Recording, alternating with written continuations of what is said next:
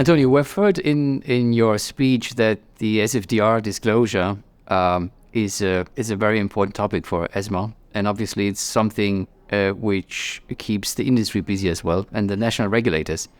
So my question is, how is it possible for the ESMA and for the national regulators to ensure compliance with the disclosure? So I'm sure it's impossible for you to read all prospectuses and PPMs that are floating around.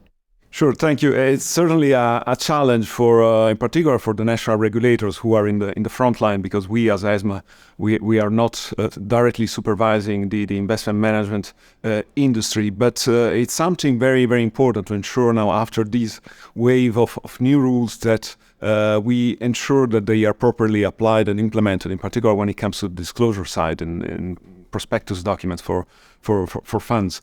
What we have been doing within ESMA is to promoting these type of supervisory activities, and we are doing these through an exercise that we are used to now since a few years. It's called Common Supervisory Action.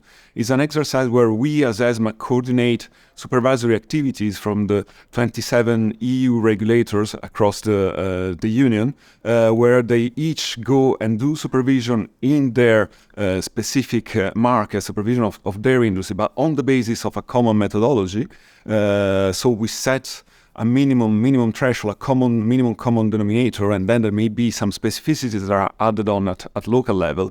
But at least we ensure uniformity in terms of supervisory approaches. And so we are still working on this. It's an exercise that we plan to launch in the second half of this year, and then it will continue next year. The idea is to focus indeed on the new regulatory framework, looking both at the integration of sustainability risk by UCITS, MANCOs and AFMs, but also at the disclosure side with the SFDR, how these new disclosure requirements, including the templates that have now recently entered into application at the beginning of this year, are being used on the field in practice. So we have a high expectation on this exercise, and we are really hopeful that, notwithstanding all the challenges that both regulators and the industry face with the implementation of SFDR, it can contribute to further harmonization of supervisory approaches. And then, as usual, as done in the past, when the exercise is over, we'll take stock together with the national competent authorities on the results, and also assess the need to take further